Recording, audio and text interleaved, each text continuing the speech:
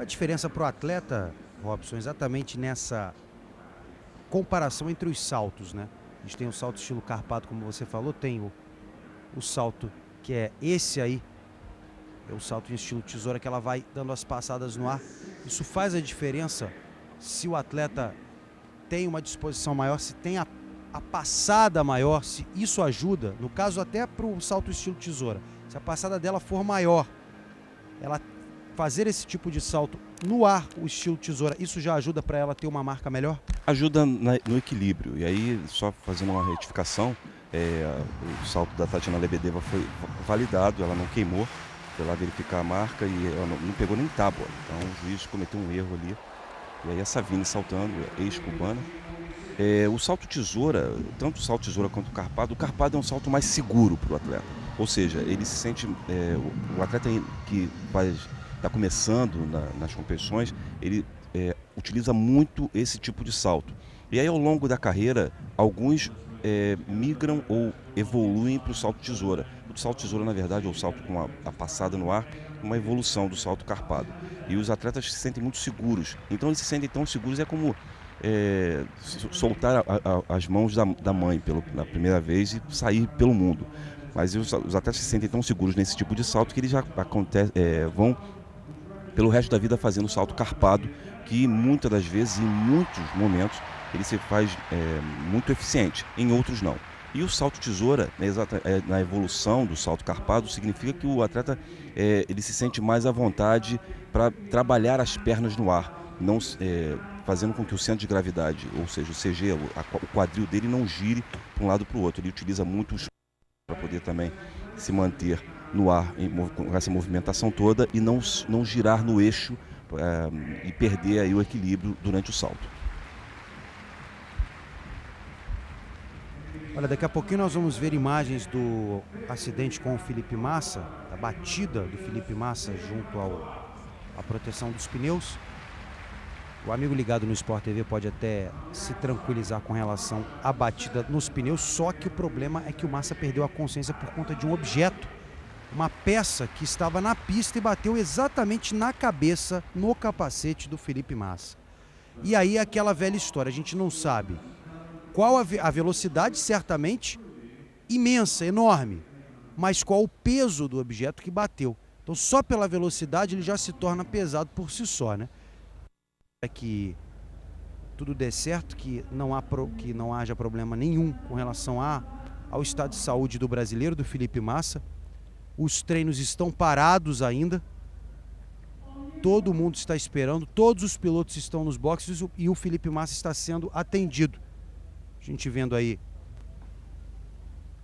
os 800 metros masculino, T46, categoria para amputados.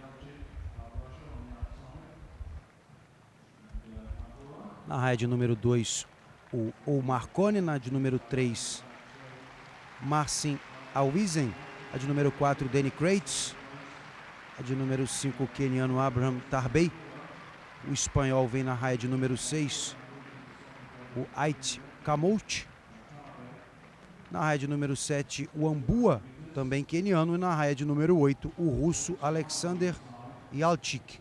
E o interessante na competição em Londres é que são 2 dias de prova, uma competição muito extensa, com o cronograma muito extenso, exatamente por conta de deles abrirem um espaço para o atleta paraolímpico ou o atleta com necessidades especiais, o que é muito legal, dá um charme especial à competição. E a prova dos 800 metros, olha, 59, uma passagem boa, viu? Não é tão veloz quanto a passagem dos ditos normais, entre aspas, mas uma passagem boa. O russo tinha assumido a ponta, só que o queniano Tarbey já foi ali para frente, ó. O russo vai ficando para trás. E o Danny Krates, o britânico, assume a segunda posição. 600 metros, menos de 200 metros agora para o fim, 1:28:20. Foi quanto virou ali o Abraham Tarbey do Quênia.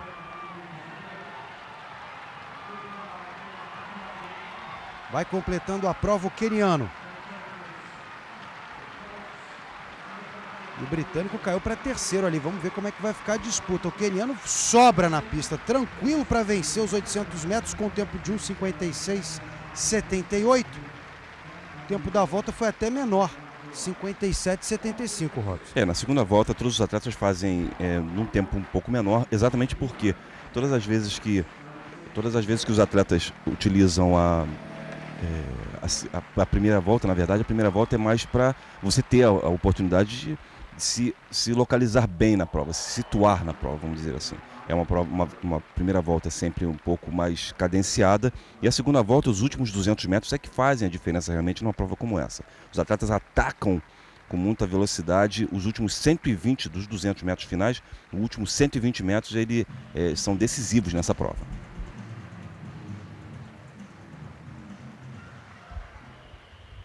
Bom, a gente tem a informação agora aqui sobre o Felipe Massa. O Felipe Massa acabou de ser transferido. A própria coluna, o corpo está relaxado porque o piloto desmaiou.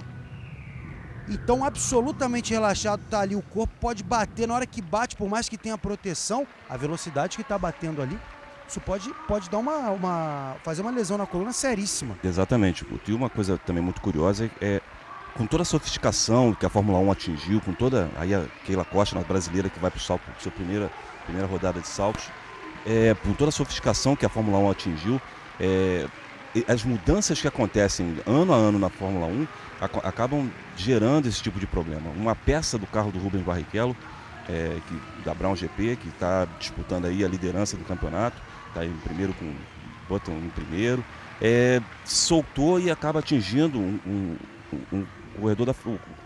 corredor da Ferrari.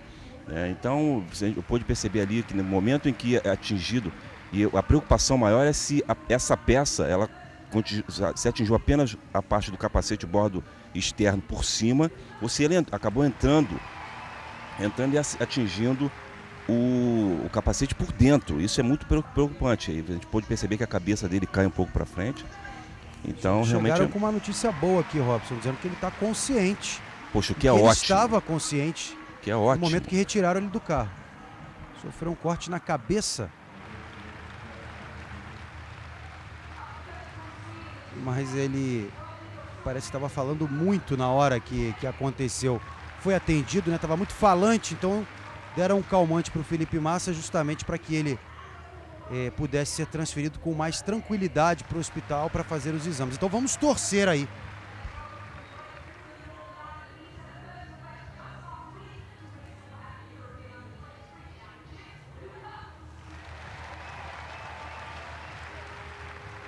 O que é muito bom, saber que o Felipe Massa estava falante. Isso é uma característica do atleta que é competidor.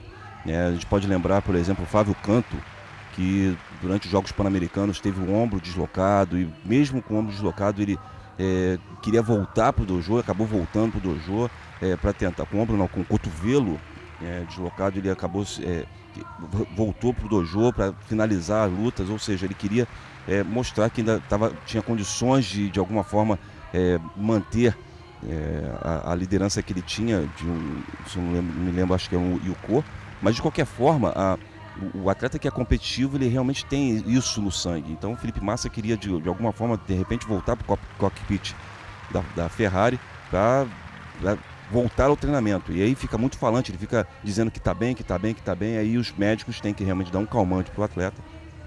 E isso acontece em qualquer tipo de atleta. Já aconteceu comigo, numa competição em Bruxelas, eu acabei tendo uma leve lesão na parte posterior da perna direita e fui levado para o departamento médico, mas queria participar da prova de qualquer maneira. E isso faz parte porque você está muito focado exatamente naquele momento, né? Exatamente, Robson, exatamente. O atleta, e no caso o próprio Felipe Massa, você está concentrado naquele momento especial. Você quer terminar a sua prova, você quer terminar o circuito, o treino, se no caso de um jogador de futebol, voltar a campo, no caso de um jogador de basquete, voltar à quadra, porque às vezes não é a questão do jogador ou do atleta ou do piloto querer para ajudar o time ou qualquer coisa do gênero, é porque ele está tão focado naquilo, ele está tão concentrado naquilo, que às vezes ele não percebeu a gravidade do problema dele. Exatamente, só quem está vendo de fora aí consegue perceber e entender o que está acontecendo. E realmente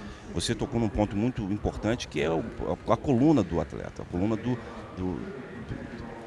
piloto em questão. Então o Felipe Massa precisa passar por uma bateria de testes, vai retornar, com certeza sofreu um corte, mas temos que ficar ainda um pouco apreensivos, temos que verificar e, claro, as medidas de prevenção e para proteger a integridade do atleta sempre vai estar em primeiro lugar. Os médicos estão ali para isso mesmo.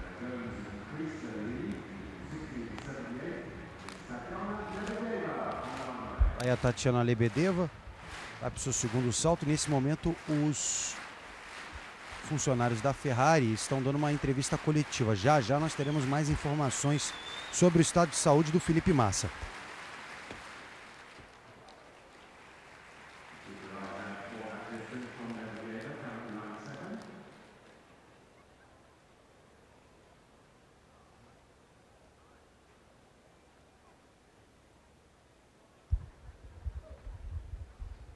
Tranquilo o salto, né, Robson? É um salto tranquilo, pegou ali a tábua bem de leve, deu uma beliscada na tábua, como a gente diz.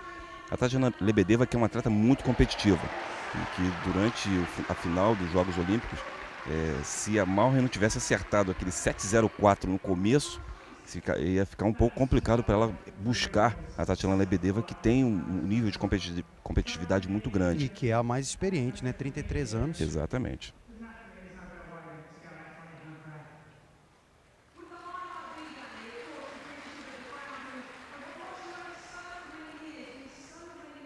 Aí a Yargelis Savini. Vai a cubana para o seu segundo salto. Queimou o primeiro, né?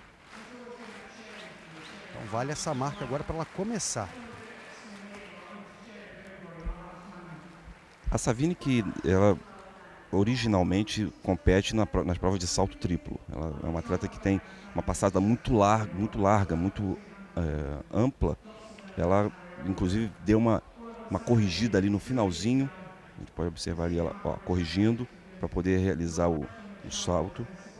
Vai buscar muito bem o terreno lá na frente. É uma atleta que tem uma certa consistência, mas nas provas de salto triplo. A prova do salto em distância, para os atletas do salto triplo, ele serve como um treinamento para o último salto, o salto de finalização dos 3 saltos que são realizados no salto triplo.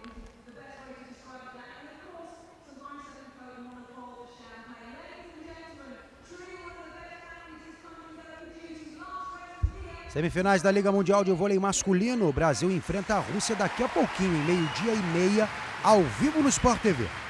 Mais tarde, às 13h30, tem Sérvia e Cuba.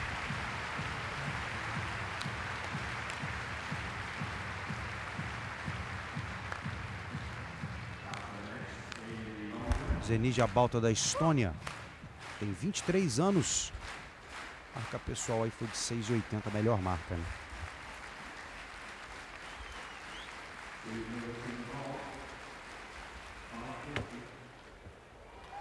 Essas são atletas que são atletas, além da plástica do salto de distância, que realmente é muito bonito de ver, essas atletas conseguem distâncias muito longas porque são atletas que são de estatura mediana.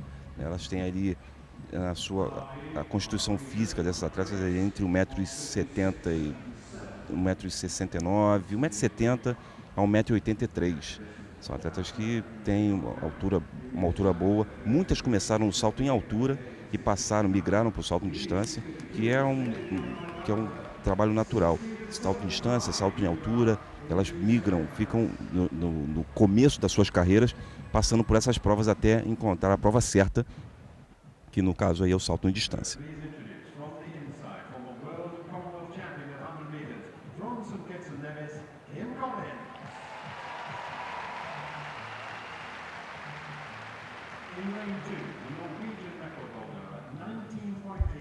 Daqui a pouquinho nós teremos os 200 metros, hein? Teremos o Tyson Gay na pista.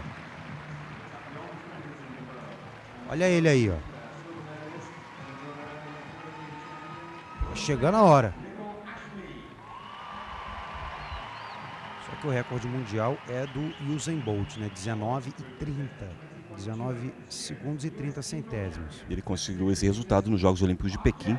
Uma prova fantástica, uma prova em que ele, diferentemente dos 100 metros, ele correu até o final porque ele queria muito o recorde do Mundial dos 200 metros também. E tomou esse recorde dos americanos.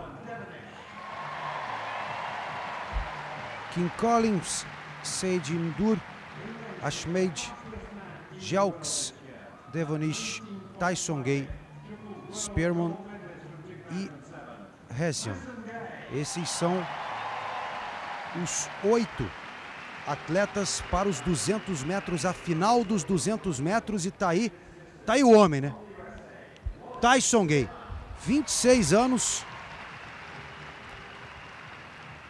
e um dos melhores do mundo, se não o melhor do mundo na marca, né? Atravessando uma excelente fase, ele que conseguiu esse ano o seu melhor resultado, a gente pode observar ali esse ano, o seu melhor resultado, esse é o Wallace Spearman, que quebrou um recorde muito antigo dos 300 metros em pista coberta, ou seja, indoor, de 32,19, ele correu 32,08. Então, um atleta que também tem grandes chances, é finalista olímpico também, acabou se tornando medalhista de prata nos Jogos Olímpicos com a desclassificação do Shirande Martina, e acabou herdando a medalha de bronze, perdão. Então, Tyson Gay e o Wallace Spearman são os americanos que estão representando os Estados Unidos, e a briga é boa, mas as raias mais velozes nessa pista são as raias 6, 7, 5, 6 e 7, e o Tyson Gay está exatamente na raia 6 e promete.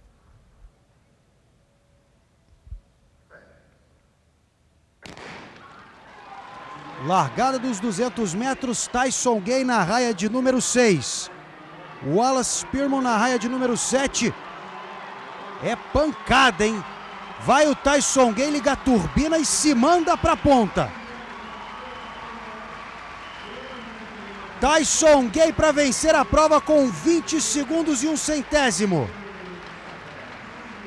Vence com tranquilidade, Robson Caetano. Bom, tá largada a chegada, foi uma prova irreparável, né? Ele teve apenas no último terço, na última parte da prova, ele deu uma soltada, uma descontraída, vamos dizer assim, correu 20,01, bom resultado, uma boa, excelente marca. Uma prévia aí do que vai acontecer nos campeonatos mundiais. Com a temperatura um pouco mais baixa, os atletas ficam muito preocupados em chegar nas competições, nos campeonatos mundiais, nas grandes competições do ano, bem. Então essa, vamos dizer assim, é a última etapa na preparação para chegar no campeonato mundial. E o Tyson Gay, a gente pôde perceber ali na largada, já atacou o Wallace Spearman com muita força, foi para cima e entrou na reta final já com a vitória assegurada. E a partir dos 150, ele fez uma corrida de manutenção, ou seja, veio na passada, ficou em primeiro, com o Wallace Spearman em segundo aqui. E o Devonish, não, na verdade foi o Hessian, parece que ficou em terceiro. O atleta da raia 8. Isso.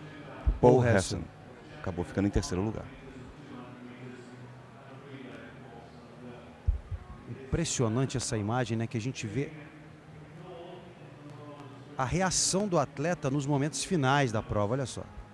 Ou seja, é uma corrida na qual o atleta sente, claro, um pouco de desconforto no finalzinho da prova, lá no finalzinho. Os que estão iniciando, então, sentem muito desconforto. Mas aqueles atletas que conseguem percorrer os 200 metros ali entre 20,0 e entre 19,5, vamos dizer, 19,80 e 20,0, sentem um desconforto menor, porque a velocidade realmente é muito alta, mas excelente prova, né, para fechar, vamos dizer assim, essa fase de preparação para o Campeonato Mundial do Tyson Gay. Portanto, Tyson Gay vencendo os 200 metros, tempo de 20,01. Com certa tranquilidade vence o americano. Ele que tem as melhores marcas importantes hoje em dia. O Usain Bolt é o detentor do recorde mundial, conquistado em Pequim, lá nas Olimpíadas, com 19,30. E a gente vendo a Funmi Dimoa, americana Dimoa. A Funmi Dimoa dos Estados Unidos é uma atleta que ela é muito versátil, faz o salto em altura, salto em distância, e tem aí Keila Costa se preparando para o seu salto. É uma atleta que tem muita versatilidade. Ela que tinha no começo da carreira, a intenção de ser heptatleta. E aí acabou fazendo salto em altura e faz muito bem também o salto em distância.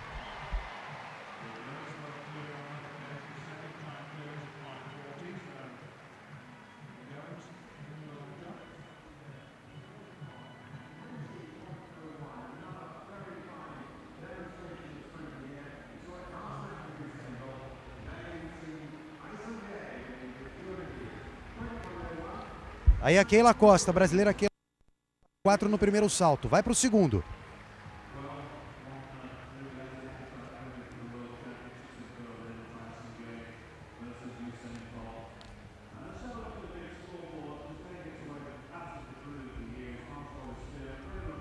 Aí o salto da brasileira, da Keila Costa. Não pegou nem a tábua. É. E mais um exemplo de salto carpado. Aí a queda na caixa de areia. Mas a marca ainda precisa ser melhor ajustada. Ela que está aí ela, na presença do seu namorado, que também dá algumas instruções técnicas. Ele não é técnico dela, o técnico dela é o Nélio Moura. E passando ali algumas instruções. E o Nélio Moura está com a Malren, no trabalho de lapidação final com a Malren para o Campeonato Mundial. Mas a Keila ainda precisa ajustar a marca. E essa marca, claro, com um tempo um pouco melhor, com temperaturas mais altas, ela acaba ficando próximo do ideal. Com a temperatura mais baixa, a velocidade ela cai um pouco, o atleta vem um pouco mais precavido para a corrida de aproximação na tábua e isso acaba atrapalhando o desempenho durante o salto.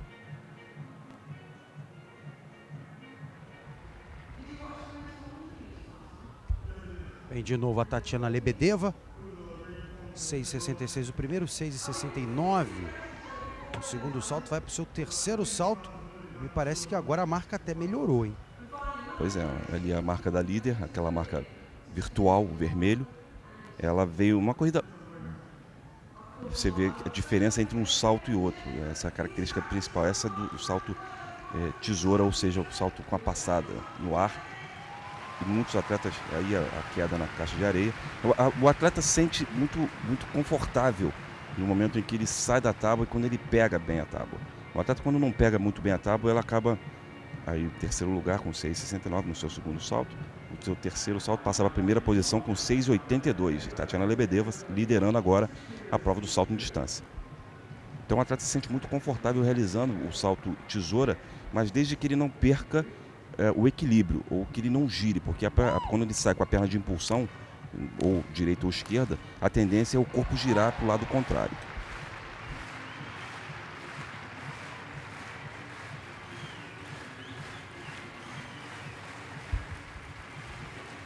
Vai aí Argelis Savini, de Cuba. E a gente vendo exatamente aquela marca ali, o Robson, que você estava explicando, né? Que a marca, a vermelha, é da líder, é de quem está vencendo nesse momento no salto em distância. Tem uma marca virtual ali justamente para quem está vendo da televisão poder acompanhar. Pois é, e o atleta sente quando o salto é muito bom. A Savini fez um salto, a gente pode observar na corrida de aproximação da Savini, que é uma corrida que ela prepara muito, que é uma característica do saltador de triplo. Ele prepara muito para o primeiro salto, para realizar uma boa entrada na tábua, para não perder muito contato com o segundo salto. Ou seja, tem que ser uma passagem muito veloz, muito rápida. A Balta é uma atleta jovem que fez o seu melhor resultado no seu segundo salto. Perdemos aí momentaneamente o sinal, mas fez um belíssimo 6,75 no seu segundo salto, o melhor resultado dela para esse ano.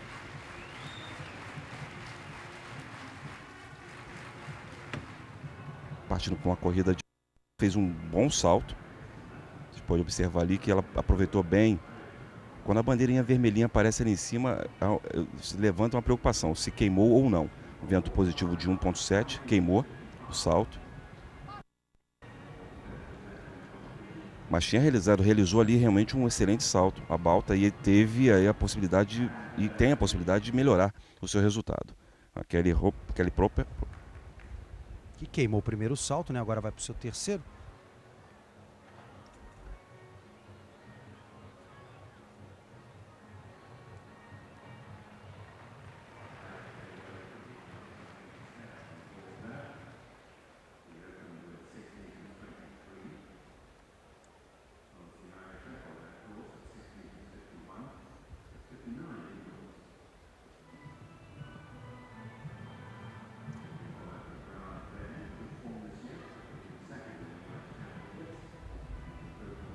Aí a Kelly Proper, a irlandesa, fez 6,27, melhorou um pouco a marca com relação à anterior, né? E uma coisa que a gente precisa no entendimento, né, para o entendimento nosso, é que essa pontuação toda que acontece nas competições, elas valem para uma pontuação final, uma pontuação geral dos atletas para serem classificados para uma grande competição onde estão os melhores resultados do mundo. Então, 20, 15 e assim sucessivamente até o 8º lugar, ou até o 12º lugar. Mas normalmente esses resultados eles somam pontos para a temporada seguinte, para que o atleta possa entrar no Grand Prix 1, 2 ou 3, ou seja, na Golden League, porque você tem uma pontuação na qual você pode participar da Golden League, não é qualquer um chega e pode participar. Então essa pontuação ela é muito importante para dar ao atleta a possibilidade de estar participando do Grand Prix, Super Grand Prix ou da Golden League.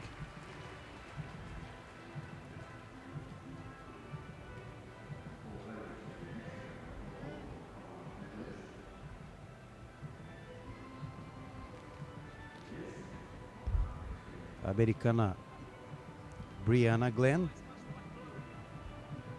ela queimou o segundo salto dela,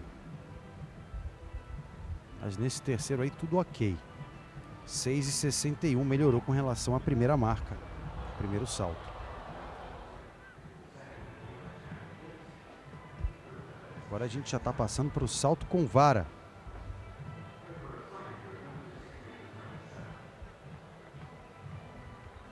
O sueco, o Jen.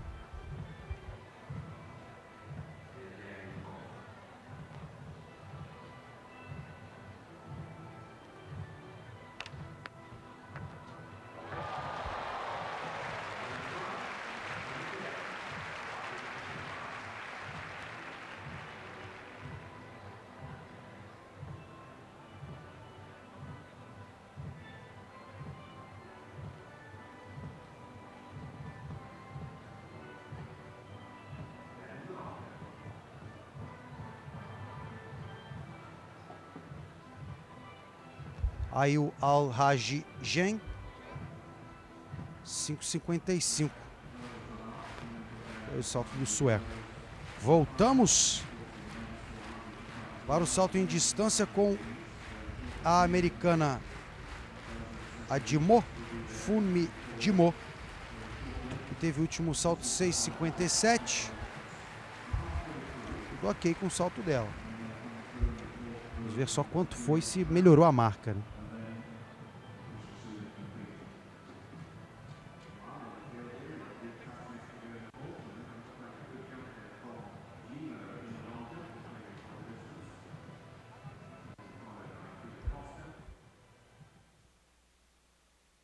Aí Edmor,